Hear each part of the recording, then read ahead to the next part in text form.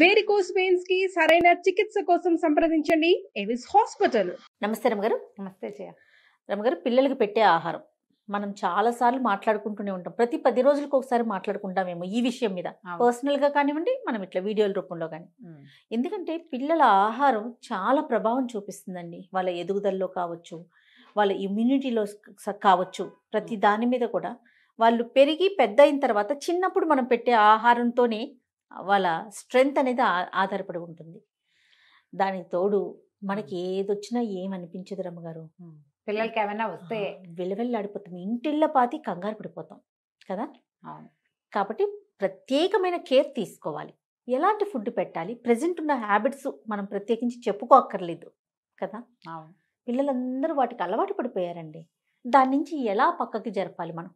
ఇప్పుడు పిల్లలు అనగానే పసిబిడ్డల కంటే కొంచెం ఎదుగుదల ఎదుగుదల పిల్లలే. నేను అనేది పసిబిడ్డలకి పాలు పోస్తాం, వాళ్ళకి ఇంకా తెలియదు కదా. మనం ఏం పెడితే తీసుకుంటారు. కాస్త 2 ఏళ్ళు వచ్చేసరికల్లా మనం బిస్కెట్లు పెడతాము, చాక్లెట్లు పెడతాము, చిప్స్ గిప్స్ తినేస్తారు. పెద్దవాళ్ళు ఏవి తింటుంటే దాని మీదకి ఎగబడుతూ ఉంటారు. ఇవన్నీ పెట్టేస్తాము. బయట ఫుడ్స్ అలవాటు చేసేస్తాము. ఎక్కడ మనం తిరుగుతాం కదా ప్రతి చోటకి, వండి పట్టుకెళ్ళటం కుదరదు. ఫ్రెష్ ఫుడ్స్ ఇవ్వలేము. ఈ దాంతో ఏమవుతుందంటే మనం ఏది తింటుంటే అది వాళ్ళకి పెట్టాల్సి వస్తుంది. క్రమంగా బిర్యానీలకి వీటికి అలవాటు పడతారు పిల్లలు. ఒకసారి ఆసక్తి చూపిస్తారు వాటి మీద. 2 ఏళ్లలోపు పిల్లలు కూడా వాళ్ళకి ఏదైనా టేస్ట్ నచ్చింది అనుకోండి, దాని మీదకి ఎగబడతారు. అదే కావాలంటారు. భూషణ్ వాళ్ళ బుడ్డోడు ఉన్నాడు కదండి, డ్రాగన్ ఫ్రూట్ తింటున్నాడు రమ్ గారు. వాడికి నచ్చింది. ఇంకా అసలు అన్నం కానీ ఏం తినట్లేదు వాడు. వాడికి ఎంత 17 months అనుకుంటాను, 17-16 months. వాడికి ఫ్రూట్ కట్ చేసి ముక్కలు చేసి నోట్లో పెడితే పుట్టుకు తినేస్తున్నాడు. ఇంకా ఫుడ్ తినట్లే. నేను ఫస్ట్ టైం చూసాను అలా డ్రాగన్ ఫ్రూట్ తినేవాడిని. డ్రాగన్ ఫ్రూట్ రుచిగా ఉంది, వాడికి నచ్చింది. అట్లా అంతే, వాళ్ళకి కూడా టేస్ట్ బడ్స్ అనేవి పనిచేస్తాయి. ఇప్పుడు చంటెప్పుడు అంటే మనం ఏం చేస్తాము, ఏదో హోల్సమ్ ఫుడ్ అని రకరకాలు. ఇప్పుడైతే మరీ పిచ్చెక్కిపోతున్నారు జయ. 7-8 నెలల పిల్లలకి ఏమిటో అవేసి ఇవేసి వెల్లుల్లిపాయలేసి ఖర్జూరాలు పెట్టేసి, బాదం పప్పులు ఖర్జూరాలు లేనిదే ఫుడ్ లేదని, హోల్సమ్ ఫుడ్. ఆ ఏజ్లో అయితే నిజంగా అంత పిచ్చి అవ్వక్కర్లేదమ్మా. దయచేసి సంప్రదాయ భోజనమే పెట్టండి చంటి పిల్లలకి. మీ ఇళ్లల్లో మీ ఊళ్ళల్లో జనరల్గా సాధారణమైన వాళ్ళు ఏం పెడతారో వేళకి ఆ సమయానికి హోల్సమ్ ఫుడ్ ఉంది. వాళ్ళ కూరలు తినిపించేసేయాలి, అవేవో అలా పెట్టుకోవద్దు. సాధారణంగా అన్నము అలాంటివే పెట్టండి. వాళ్ళ రుచులు పెరుగుతుంటే మామూలు మనం వండుకునే రకం కూరలే కానీ అవేవో పదార్థాలు వేయటం వల్ల అదేదో బ్రెయిన్ ఇంప్రూవ్ అవుతుందని అనుకోకండి. మీరు ఏ బాదం పప్పులు తినకుండానే మీ బ్రెయిన్ బాగానే ఇంప్రూవ్ అయింది. బాదం పప్పులు తినలా మనం చిన్నప్పుడు. ఈ చంటి పిల్లలకి ఇవి పెడతారా, మొదట భలే తినేస్తారు జయ. 4-5 రోజుల పాటు తింటారు, తర్వాత తినడం మానేస్తారు. తర్వాత ఇండైజేషన్ అంటూ వన్స్ స్టార్ట్ అయ్యిందంటే వాళ్ళకి ఏ ఫుడ్స్ అరక్కుండా పోతాయి. పిల్లల కఫంతో, ఫ్లమ్ నిండిపోయిన గుండెలతోటి ఆహారం తినకుండా మందకొడిగా ఏడుస్తూ క్రాంకీగా నసగా ఉంటారు. వాళ్ళని అంత హింసకు గురి చేయదు. తేలికపాటి ఆహారము ఎక్కువ ఇవ్వండి. రకరకాలు తేలికపాటివే అన్ని, పళ్ళు గిళ్ళు ఇవి ఇవ్వండి తేలిగ్గా, తక్కువ. ఇన్ని ముక్కలు పెట్టేసేయాలని అనుకోకూడదు. 3 పూట్ల అన్నం పెట్టినా 3 పూట్ల ఉగ్గు పెట్టినా చాలు. పొద్దున ఉగ్గు పెడతాం, సాయంత్రం అంటారు. మరి నీకు మళ్ళీ వాడికి అన్ని టేస్ట్లు కావాలా? ఆ వేళకంత కడుపు నిండాలి బిడ్డకి. అంతే కదా. అమ్మో చాలా గోలమ్మా, 8వ నెలలో ఉగ్గు పెట్టామండి, 9వ నెల వచ్చింది, ఇప్పుడు ఏం పెట్టాలి? ఉగ్గే పెట్టు అంటే లాస్ట్ మంత్ పెట్టాం కదా అంటారు. వాడది తినకపోతే నువ్వు ఇంకొకటి ఆలోచించాలి. అప్పుడు ఇంకేదో రాగి మాల్ట్ పెట్టాలి, అప్పుడు అన్నం పెట్టాలి. అన్నంలో కాస్త పప్పు, కొంచెం చారు, ట్రెడిషనల్ ఫుడ్, సంప్రదాయ ఆహారం అలవాటు చేయాలి. మీరు 2 ఏళ్ల నుంచి బయట ఫుడ్స్ అలవాటు చేస్తారు అందరూ, అందులో అనుమానం ఏం లేదు. ఇడ్లీలు, చపాతీలు, దోశలు, ఉప్మాలు, పూరీలు అన్నీ పెడతారు. ఈ మధ్య ఎవరో 9 నెలల పిల్లాడికి సేమియా తోటి ఏమిటో స్వీట్ లాగా చేసి పెడుతున్నారు. ఏముంటుందో ఆ సేమియాలో తెలియదు, ఏ ఫుడ్ వాల్యూ ఉండదు. ఎందుకో వాడికి సేమియా, ఆ పిల్లవాడికి నాకు అర్థం కాల. మైదాలు ఉంటాయి ఎక్కువగా. ఇదో గోల. సరే, ఇక వాటిని డిస్కస్ చేయొద్దు మనం వాటిని గురించి.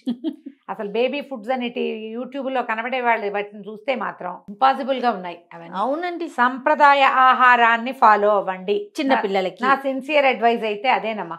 రైట్. మీరు 2-3 ఏళ్ళు వచ్చాక పిల్లలు బయట ఫుడ్స్కి అలవాటు పడతారు. ఈజీగా తినడానికి వీలైనవి తీసుకుంటారు, కరకరలాడిచ్చేస్తారు.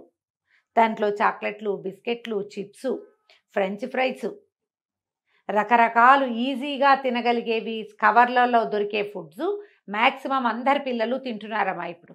అవును. మీరు అక్కడ కట్ చేయండి, అవి పెట్టద్దు. వాటితోటే మనకి పెద్ద ఏ కొందికి సమస్యలు వస్తాయి. వాటిలలో ఒక రకంగా అజనమోటో అని కొంతమంది ఆ మధ్యంతా అనేవారు, అజనమోటో వల్ల ఎత్తి మళ్ళీ మళ్ళీ తినాలనిపిస్తుందని. అవునో కాదో ఇంకా బాగా తెలియదు. కొంతమంది అవునంటారు, కొంతమంది కాదంటారు. ఏదైనా కానీ ఓ 10 రూపాయలు పెడితే అన్ని చిప్స్ ఉన్న ఇంత గాలి ఉన్న కవర్ వస్తుంది. ఆ పర్టికులర్ కవర్లో ఈ ఫుడ్ మీ పిల్లవాడు తింటున్నది ఎన్ని రోజులుగా నిలవ ఉంటుందో ఆలోచించండి. మీరు ఒక అరటిపండు 3 రోజులు కనుక మీ ఇంట్లో నిలవ ఉంటే 4వ రోజు మీ అబ్బాయికి పెడతారా? అది నల్లగా అవుతుంది, దాని మీద నుసుమలు వాళ్తున్నాయి, నల్లబడిపోయింది, మధ్యలో కొన్ని చోట్ల డాగులు పడ్డాయి, పెట్టరు. పెట్టం కదా. యాపిల్ పెట్టరు డాగులు పడితే. కమలా పండు పాడైతే పెట్టం. 4 రోజులే రబ్బగారు. యాపిల్ కోసిన గంటకే నల్లగా అయిపోతుంది. మీరు అన్నం నిన్న వండింది ఇవాళ పెడతారా? మరి ఈ కవర్లలో ఎన్ని రోజుల నుంచో నిలవ ఉన్న ఫుడ్ని ఎలా పెడుతున్నారు? ఎస్, అక్కడ మనకి బెస్ట్ బిఫోర్ అని ఒకటి కనిపిస్తుందండి మన కర్మకి. అది చూసేసి ఓకే డేట్ ఉంది కదా అని అనుకుంటాం మనం. కానీ ఇవి తినడం వల్ల పిల్లల్లో ఏమవుతుందంటే వాటి మీదే రుచి పెరుగుతుంది, అవే కావాలని కోరుకుంటారు. నిరంతరము వాటితోటే అన్నం పెట్టే వాళ్ళు కూడా కనపడతారమ్మా. అది ఉండాలి పక్కన చిప్స్ ఉండాలి. చిప్స్ రసమన్నంలోకి చిప్స్ ఉండాలి, అదేదో పులుసన్నంలోకి చిప్స్ ఉండాలి, పెరుగన్నంలో నంచుకోవడానికి కావాలి. అలాంటివి ఏవైనా నంజు అలవాటైతే పిల్లలకి చక్కగా ఈజీగా పెట్టుకునే ఒడియాలు బోల్డ్ ఉన్నాయమ్మా. అమ్మమ్మలు నాయనమ్మలు ఏం చేస్తారమ్మా ఇలాంటప్పుడు? కాకపోతే నాకు అర్థం కాదు. మొన్న ఎవరిని అడిగితే ఆవిడ అవన్నీ మేమేం చేస్తాం, ఎవరి పిల్లల్ని వాళ్ళు పెంచుకోవాలన్నారు. మీరు మాత్రం మీ అమ్మల దగ్గర నుంచి అప్పడాలు వడియాలు పచ్చళ్ళు అన్నీ తెచ్చుకోవాలా? మేము తెచ్చుకున్నాం, మా పిల్లలకి కూడా మేము చేసి వద్దా జయ? చెప్పు నువ్వు. నిజమే కదా రవ్వ గారు, మనం తెచ్చుకున్నాం కదా. మన కాలంలో ఈ డబ్బాలు లేవేమ్మా? అస్సలు లేవు. డబ్బాలు లేవు, పచ్చళ్ళు లేవు, ఏడాదికి సరిపడా ఊరగాయలు అత్తగారులు అమ్మగారులు పెట్టివ్వలేదా మీకు అందరికి? అప్పడాలు వడియాలు అదేమిటి మన తెలగపిండి వడియాలు కూడా ఊళ్ళ నుంచి తెచ్చుకుంటారు కదా. అవును. మన పిల్లలకి మనం పెట్టిపోతే ఎవడు పెట్టిస్తాడు? నువ్వు సీరియల్ చూస్తాను, నేను బిజీగా ఉంటాను, నాకు కిటీ పార్టీ ఉందంటే ఎలాగమ్మా చెప్పండి? సమాజం మారొద్దు. ఇస్తున్నారులే కొంతమంది బంగారు తల్లులు అలా చేసిచ్చే అమ్మమ్మలు, బోల్డ్ మంది బంగారపు అమ్మమ్మలు నాయనమ్మలు. పిల్లలకి అమ్మల కన్నా కూడా అమ్మమ్మలు నాయనమ్మలు అంటేనే ఎక్కువ ఇష్టం ఉంటుంది. ఎందుకంటే వాళ్ళు ఇవన్నీ చేసి పెట్టండి అమ్మా. నాలాంటి యంగ్ నాయనమ్మలు అమ్మమ్మలు ఉంటారు కదా, నా అంత ఏజ్ ఉన్న వాళ్ళు, వీళ్ళు కూడా కొంచెం ఒళ్ళొంచి పిల్లలకి, మీకు ఉద్యోగాలు కూడా ఉండుండొచ్చు, నా ఏజ్ వాళ్ళకి ఉద్యోగాలు ఉండొచ్చు కదా, కొన్ని పనులైనా చేసి పెట్టండి. పిల్లల్ని ఎంకరేజ్ చేయండి ఇంట్లో చేసుకోవడానికి. మనము తెలుసుకుంది ఏంటంటే ఈ చిప్స్ కానీ ఇలా బయట టెండ్ ప్యాక్డ్ ఫుడ్స్లో సోడియం అవి ఎక్కువ ఉంటాయమ్మా, ఉప్పు ఎక్కువ ఉంటుంది, వాటిలలో మసాలాలు ఎక్కువ ఉంటాయి. వీటి వల్ల ఫర్దర్గా సమస్యలు వచ్చే అవకాశం ఎక్కువ. ఎప్పుడైనా వన్స్ ఇన్ ఏ వైల్ ఇన్ని తింటే ఏమైపోదమ్మా, అది హ్యాబిట్ అయితే కష్టం. అవును. ప్రతిరోజు బయట ఫుడ్ తింటే కష్టం. ఇప్పుడు బయట తింటే మసాలా అలవాటు లేకపోతే ఏదైనా ప్రయాణాల్లో ఇబ్బంది.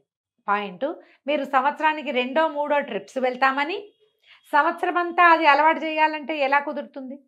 పిల్లలకి ఖచ్చితంగా ఫ్రెష్ ఫుడ్ అంటే పళ్ళు, ఫ్రూట్స్ అలవాటు చేయండి. ఏ సీజన్లో వచ్చే ఫ్రూట్ని ఆ సీజన్లో, ఈ సీజన్లో తాటితేగలు వస్తాయమ్మా, అవి కూడా పెట్టండి, అది మంచిదే, పొట్ట క్లీన్ అవుతుంది. ఎక్కువ తినకూడదు, చాలా తినకూడదు, కానీ 1 ఎరా తినచ్చు. నేరేడు పళ్ళు తినాలి పిల్లలు, ఈత పళ్ళు తినాలి, రాగి పళ్ళు, రేగుపళ్ళు, రేగుకాయలు తినాలి. నీకు ఇష్టం కదా రాగిపళ్ళు అని చెప్తున్నావు నువ్వు. రేగుకాయలు తినాలి. సీజనల్ ఫ్రూట్స్, జామ పళ్ళు సీజన్ అంతా వస్తూనే ఉంటాయి, జామ పళ్ళు తినాలి, బొప్పాస్ పండు తినాలి, పుచ్చకాయలు తినాలి, ఫ్రూట్ జ్యూసులు, ముంజలు ఎండాకాలం ముంజలు తినాలి, పుచ్చకాయలు తినాలి ఎండాకాలం. దీంతో పాటు కీరా లాంటివి, ఉల్లిపాయ ముక్కలు తింటాం, టమాటాలు తింటాం, ఇవన్నీ అలవాటు చేయండి. మీరు ఏదైనా ఊరెళ్ళాము, ఏం దొరకట్లేదు పెద్దగా, ఎక్కడైనా 2 పళ్ళు దొరికితే ఓ బొప్పాస్ పండుకొని కార్లో పెట్టుకుంటే శుభ్రంగా చెక్కు తీసి ముక్కలుగా తరిగి పెట్టుకోవచ్చు కదా. యాపిల్స్ ఖరీదైన 100కి 4 వచ్చే యాపిల్ బదులు 100కి 2 వచ్చిన ఇంతంత పెద్ద పెద్ద పప్పాస్ పళ్ళు శుభ్రంగా కడుపు నింపుతాయి కదమ్మా, పొట్ట క్లీన్గా ఉంటుంది. ఇట్లా ఫ్రూట్స్ అలవాటు చేయండి పిల్లలకి. హోమ్ ఫుడ్ బాగా ప్రాక్టీస్ ఉంచండి. వారానికి ఒకసారి, 10 రోజులకు ఒకసారి, 20 రోజులకు ఒకసారి తప్ప రోజువారీ అవుట్ సైడ్ ఫుడ్కి ఒప్పుకోవద్దు. దీనివల్ల ఒబేసిటీ వస్తుంది అవుట్ సైడ్ ఫుడ్ తోటి. ఏ కరకరలు మరి ఇప్పుడు పెద్ద అయ్యాక ఎక్కడో చదువుకోవడానికి వెళ్తారు, అక్కడ రోజు అవుట్ సైడ్ ఫుడ్డే అవుతుందమ్మా. అప్పటికి ఇమ్యూనిటీ డెవలప్ అయి ఉంటుంది, లివర్ స్ట్రాంగ్గా ఉంటుంది, అప్పటికి డెవలప్ అయిపోతుంది కదా, సో మరి ప్రాబ్లం 20 ఏళ్ళు వస్తే అంత ఉండదమ్మా సమస్య. చిన్న పిల్లలకి కష్టం కదా అవును రమ్మగారు.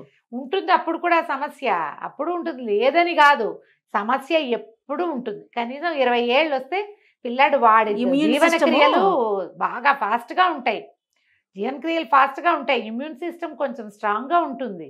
అప్పుడు జబ్బు పడతారు పిల్లలు, జబ్బు పడకుండా ఏం ఉండరు. క్యూర్ కొంత సులువుగా ఉంటుంది పసిపిల్లల్లో కంటే, కోలుకుంటారు తొందరగా. అప్పుడు కూడా మనం బయట ఫుడ్ కాకుండా పిల్లలు వాళ్ళే వండుకుని తినేలాగా అలా అలవాటు చేయగలిగితే చాలా మంచిది. Packed food, tinned food, readymade food, outside food ఎంత అవాయిడ్ చేయగలిగితే అంత మంచిది, ఎంత మానేయగలిగితే అంత మంచిది. ఏవైనా మీరు ఇంట్లో చేసుకోండి, ఈజీగా సింపుల్గా చేసుకునేందుకు ఎన్ని రకాల కుకరీ షోలు ఉన్నాయమ్మా, మనం కూడా ఉన్నాం కదా, మనం కూడా ఉన్నాం. ఉన్న 300 వీడియోలు ఉన్నాయి మనవి, ఎస్ సింపుల్గా చేసుకునేవి ఉన్నాయి.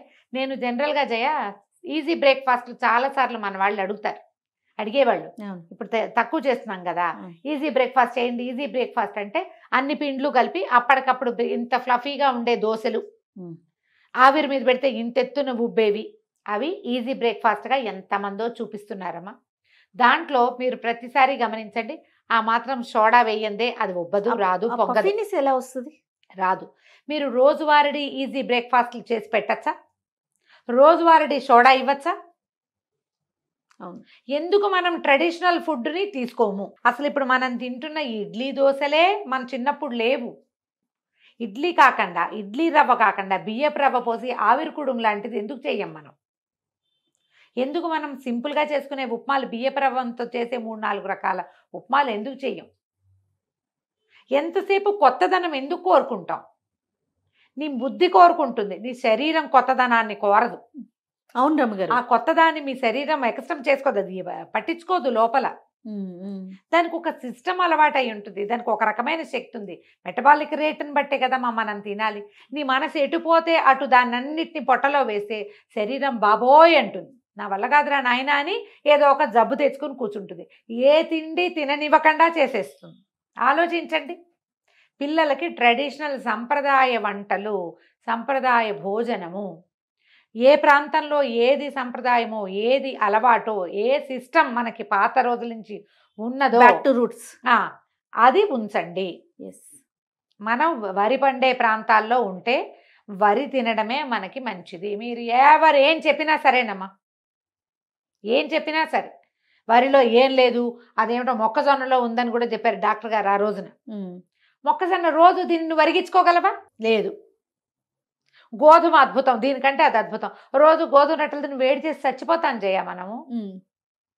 నదీ పరివాహక ప్రాంతాల్లో ఏవి పండుతాయో అవి మనకి మంచివి.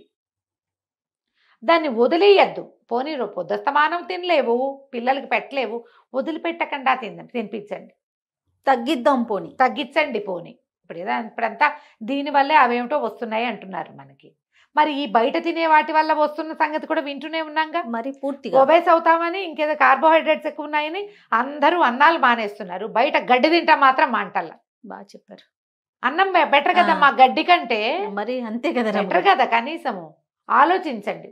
పిల్లలకి బయట ఫుడ్స్ పెట్టపోకండి.